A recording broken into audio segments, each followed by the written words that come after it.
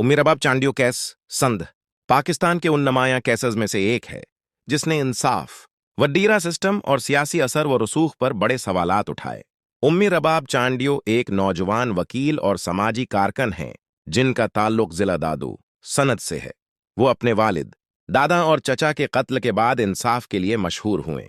उन्होंने कई बार नंगे पांव एहतिजाज किया जिसने पूरे मुल्क की तौजा हासिल की। 17 जनवरी 2018 को दिलो दादू की तहसील मीहड़ में एक अफसोसनाक वाकया पेश आया।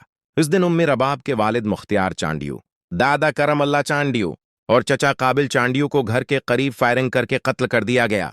ये वाकया मेहड़ ट्रिपल मर्डर केस के नाम से मशहूर हुआ। उस केस में 62 सियासी शख्सियात के नाम सामने आए जिनमें नवाब गैबी सरदार खान चांडियो और बरहान चांडियो शामिल थे।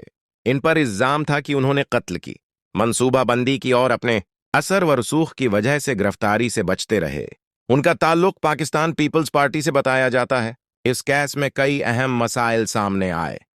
सबसे बड़ा मसला इंसाफ में ताखीर था क्योंकि कई साल तक मरकजी मुल्जमान गिरफ्तार नहीं हुए और कुछ मफरूर रहे।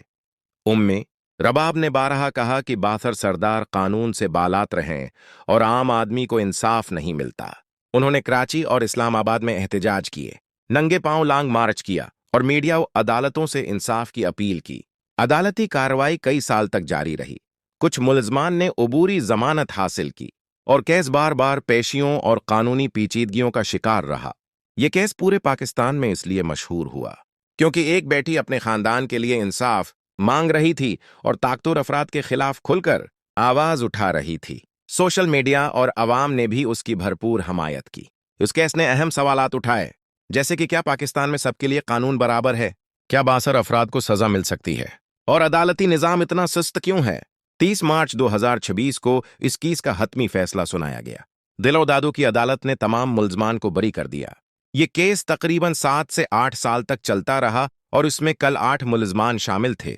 अदालत ने गवाहों के बयानात, शवाहिद और वकला के दलाइल सुनने के बाद फैसला दिया। रिपोर्ट्स के मुताबिक अदालत को मजबूत सबूत नहीं मिले, जबकि 2020 की पुलिस इंक्वायरी में भी कुछ मरकजी मुल्जमान को कलीन चट दी जा चुकी थी। फैसले के दिन सख्त सिक्योरिटी इंतजामात किए गए। दिल्ला भर में दफा 144 नाफिज थी और सैकड़ों पुलिस एहलकार तैनात थे। फैसले के बाद उम्मी रबाब ने कहा कि यह अदालत का फैसला है, लेकिन उन्हें इंसाफ नहीं मिला। उन्होंने ऐलान किया कि वो उस केस को हाई कोर्ट और सुप्रीम कोर्ट में ले जाएंगी।